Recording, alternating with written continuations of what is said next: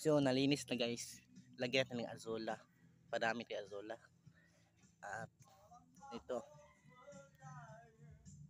Kwako. Ayaw ko na itong kwako. Kaya lagyan natin dito. Ayun. Sana hindi kainin ng flower horn. At ito pa. Sana hindi kainin ng koy. Wow. Padami tayo dito.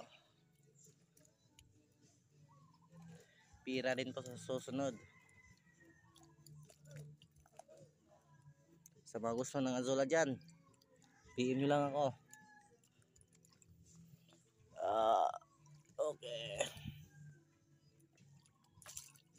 Wow. Ganda tingnan ng azola. Okay guys. Oops.